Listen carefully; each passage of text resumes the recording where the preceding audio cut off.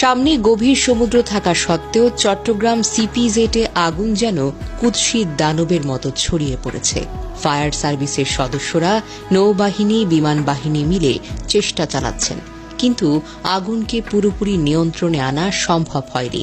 দাউ দাউ করে জ্বলছে আগুন, চারপাশে কালো ধোঁয়ার অন্ধকার যেন ঘন হচ্ছে।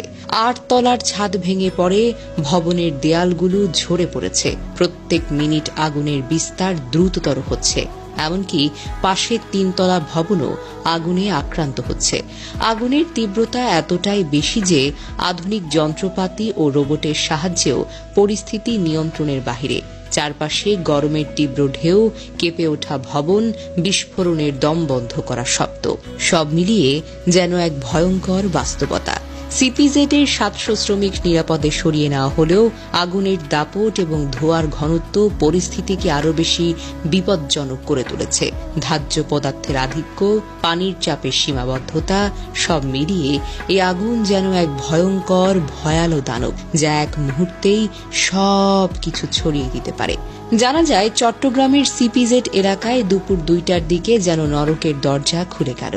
৫ নম্বর সড়কের একটি ৭ তলা ভবনের ৭ তলায় গুদাম থেকে উঠে এলো লেলিহান আগুনের শিখা। এমন তীব্র, এমন ভয়ঙ্কর যে চট্টগ্রামের মানুষের চোখে ধুলার মতো ঘুরে বেড়াচ্ছে এখনো সেই দৃশ্য।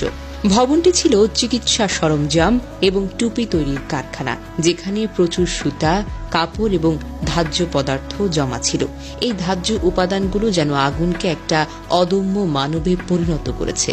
লেলিহান শিখা ছড়িয়ে পড়েছে নিচতলা থেকে উপরে, ৯ তলা পর্যন্ত পুরো ভবনটাকে গিলে খাচ্ছে আগুনের জ্বালা। প্রত্যক্ষদর্শীরা বলছেন, প্রথমে Adams cap and textile limited কারখানার ৭ম তলায় শুরু হলো আগুনের সূত্রপাত, কিন্তু মাত্র কয়েক মিনিটের মধ্যে সেই শিখা ছড়িয়ে পড়ল পুরো ভবনে। কালো ধোঁয়ার মেঘে আকাশ ঢেকে গেল, তাপের তীব্রতায় যেন বাতাসও পুড়ে যাচ্ছে। ফায়ার সার্ভিসের কর্মীরা কাছে যেতে পারছেন না এই প্রচণ্ড রকমের তাপে।